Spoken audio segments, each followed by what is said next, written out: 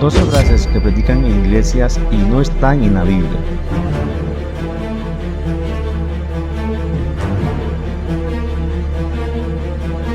Es común observar en conversaciones entre cristianos, letras de música e incluso en mensajes de predicaciones aquellas frases bíblicas que no están en la Biblia. Aunque estas frases no sean leales a las Sagradas Escrituras, muchas de ellas son coherentes a los principios bíblicos, pero solo si se usan correctamente. Dios les bendiga, amigos y hermanos de todo el mundo. Somos Gospel INC, el canal de YouTube que investiga y analiza temas referentes a la Biblia. Antes de comenzar, queremos invitarte a suscribirte y activar la campanita. Así YouTube te avisa cada vez que subimos un nuevo video. Dicho todo esto, comencemos. Hoy vamos a analizar 12 frases que se predican en la iglesia como si estuviesen en la Biblia, y de hecho, mucha gente cree que realmente la Biblia dice eso, pero no está en la Biblia. A continuación, los 12 versículos imaginarios más populares, conocidos entre cristianos y no cristianos. Número 1. Dios aprieta pero no ahorca. La Biblia no dice esta frase, aun cuando mucha gente suele creer que sí, pero solo es un dicho popular al que se acude cuando se pasa por una dificultad.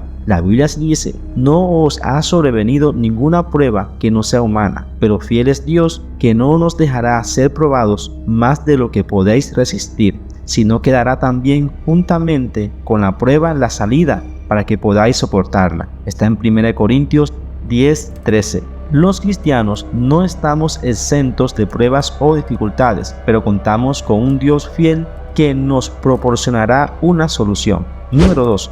Mardoqueo era tío de Esther. Esto lo dicen por no tener una correcta comprensión lectora. Muchos han creído que Mardoqueo era el tío, pero realmente era primo de Esther y crió a su prima. Observen lo que dice en Esther capítulo 2, verso 7. Y había criado a Hadasa, es decir, Esther, hija de su tío, porque era huérfana y la joven era de hermosa figura y de buen parecer. Cuando su padre y su madre murieron, Mardoqueo la adoptó como hija suya. La hija de mi tío es mi prima. Ay, primo hermano, primo hermano, primo hermano. Ay, primo hermano, primo hermano, primo hermano. ¿Cómo se llama esta canción? ¿Cuál es el nombre de la canción? Claro, esta canción se llama El hijo de mi tío. Número 3. Me cubro con la sangre de Cristo. No existe ningún pasaje bíblico que avale la invocación de la sangre de Cristo a modo de protección. No se trata de la invocación de la sangre de Cristo como un amuleto, sino de que el sacrificio de Jesús es suficiente y eficaz para cubrir nuestros pecados. La Biblia sí nos insta a usar la armadura de Dios en nuestra vida: la salvación, justicia, verdad, evangelio y fe. Con estas armas espirituales debemos cubrirnos. Número 4. No puedes evitar que los pájaros vuelen sobre tu cabeza, pero sí puedes evitar que no hagan nido. Esta frase la hemos escuchado en muchas predicaciones y es una frase que realmente no está en la Biblia. La icónica frase le pertenece a Martín Lutero y sabemos que, aunque él confrontó a todo un sistema religioso con la Biblia, dicha frase no está en la Biblia. No es una frase bíblica, pero no permitas que los pájaros ni las cucarachas aniden tu mente. Número 5. Dios bendice al dador alegre. Hay iglesias que cuando están recolectando las ofrendas se canta esta pegajosa canción: cada uno dé como propuso en su corazón, y termina: no con tristeza ni por necesidad, porque Dios bendice al dador alegre.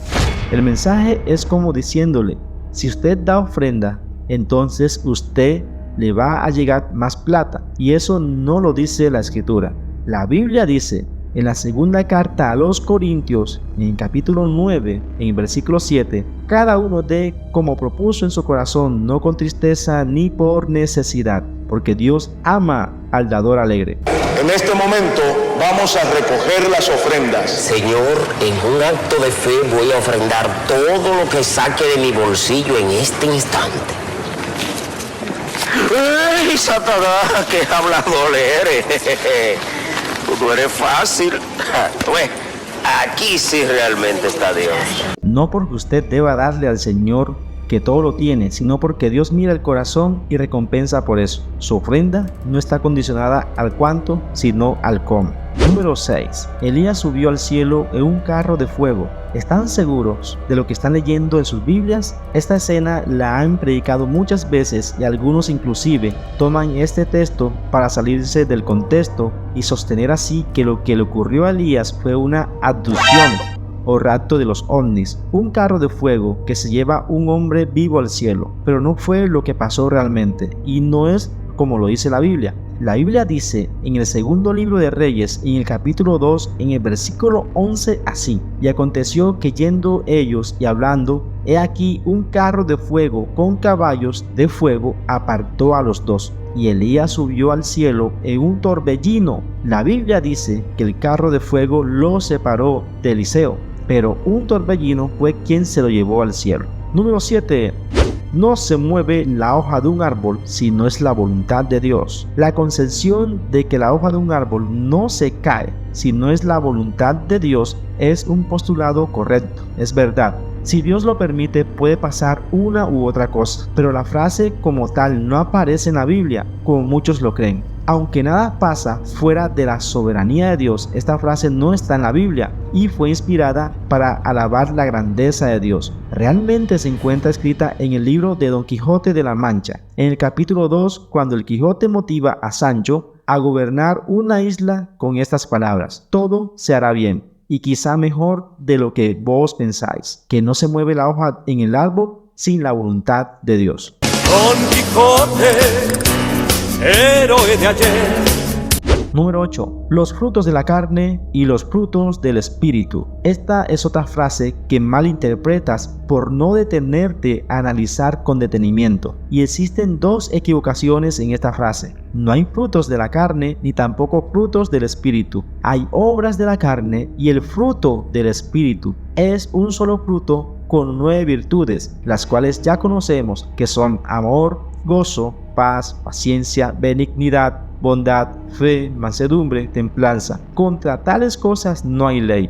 Ya lo sabes, es un fruto, es una evidencia con 9 virtudes. Y no hay frutos del espíritu, tampoco hay frutos de la carne, sino obras de la carne. Ahora que todo está claro, obras de la carne y fruto del espíritu, un solo fruto. He dicho, caso cerrado. Número 9. Dios ama al pecador, pero aborrece el pecado. Esta frase es un arma evangelística para hacer llegar a muchos pecadores a los pies del Maestro. Es una aclaratoria en donde se da a entender que Dios te ama, pero aborrece todo pecado que estés haciendo. Pero no es así, no es bíblico y por lo tanto no es correcto. Lo que la Escritura dice es que Dios aborrece a todo el que hace iniquidad.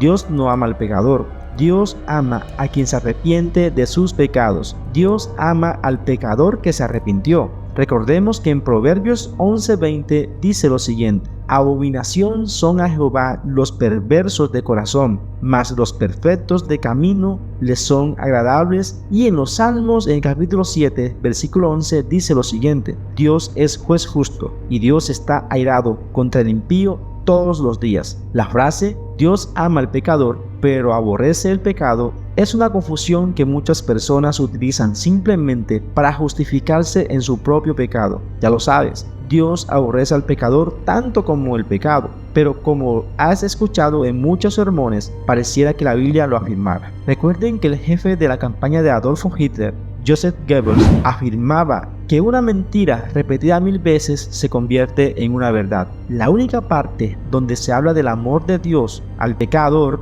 es en Juan 3:16, donde dice: porque de tal manera amó Dios al mundo que ha dado a su Hijo unigénito, para que todo aquel que en él cree no se pierda, mas tenga vida eterna. Dios nos amó a todos, al mundo. Tuvo compasión por toda la humanidad. Y con esto no quiere decir que te ama con pecado y todo incluido. Dios es tan justo que no puede amarnos si no nos arrepentimos de nuestros pecados. Número 10. Todos somos hijos de Dios. La Biblia no dice que todos somos hijos de Dios. La Biblia dice lo siguiente en Juan capítulo 1, verso 12. Mas a todos los que le recibieron, a los que creen en su nombre, les dio potestad de ser hijos de Dios. ¿Sí escucharon bien?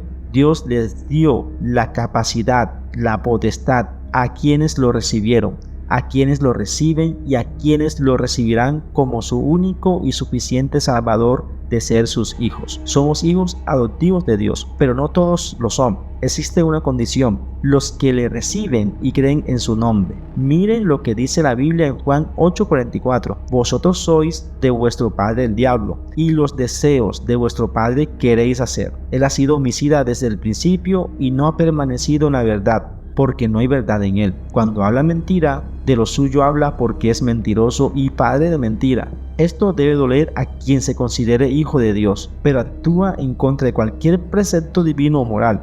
Dice la palabra de Dios que el diablo tiene hijos, y son todos aquellos que hacen los deseos de la carne y no los del espíritu. En resumen, todos somos creación de Dios, pero no hijos de Dios. Solo quienes tenemos fe en Jesucristo podemos ser hechos hijos de Dios, pero esto debe quedar absolutamente claro a partir de ahora. María Magdalena era prostituta. Nació en Magdala, una ciudad portuaria en la orilla del lago Genesaret, famosa por sus burdeles, y fue una de las más fieles seguidoras de Jesús. Por una homilía que el Papa Gregorio I o Gregorio I Magno dio en el año 591, en donde afirmaba que en María Magdalena estaban todos los pecados, diciendo lo siguiente: aquella a quien el evangelista Lucas llama la mujer pecadora es María Magdalena, de la cual son expulsados los 7 demonios. ¿Y qué significan los 7 demonios? Si no son todos los vicios, según dijo el Papa. Esa versión fue difundida con gran fuerza durante los siglos siguientes, y de esta manera quedó señalada María Magdalena como una mujer que poseía no solo un vicio, sino la sumatoria de todos los vicios que son los seres humanos capaces de tener. Los datos que nos ofrecen los evangelios sobre la vida son muy pocos. En Lucas 8:2 leemos lo siguiente: y también algunas mujeres a las que había curado de espíritus malos o de enfermedades, María, por sobrenombre Magdalena, de la que habían salido 7 demonios. La primera vez que aparece María Magdalena en la escritura es en Lucas capítulo 8, después de que Jesús perdona a una mujer pecadora. Entonces han confundido y han creído que esa mujer que Jesús perdonó en capítulo 7 de Lucas es la misma María Magdalena que aparece en capítulo 8, pero no necesariamente la Biblia lo dice, porque la Biblia no dice que esa es la misma mujer. Ahora, el chisme se propagó desde la boca de un papa, quien dijo que había sido María Magdalena, pero la Biblia no dice eso. No existen pruebas bíblicas ni documentales. Esa boquita sucia y calumniadora del papa comentó el chisme. Y por último, el número 2, el diablo viene a robar, matar y destruir. Esta frase es una de las más usadas en las predicaciones también. La hemos escuchado desde siempre, que el diablo vino a robar, matar y destruir, pero así no lo dice la Biblia. En Juan 10:10 leemos lo que dice: el ladrón no viene sino para hurtar y matar y destruir, y yo he venido para que tengan vida y para que la tengan en abundancia. Habla sobre cualquier ladrón en particular. Además, la Biblia no dice qué es el diablo. Si enlazamos las dos situaciones entre un ladrón y el diablo, podemos concluir que Satanás también hace lo mismo. Ahora, si nos vamos al contexto de la cita bíblica en Juan 10:10, se está hablando precisamente de los falsos maestros que hacen daño haciéndose pasar por enviados de Dios. No habla específicamente del diablo. Realmente el texto y el versículo está hablando de los engañadores, de los falsos maestros, de los falsos profetas, y estos personajes son los que vienen a robar, matar y destruir.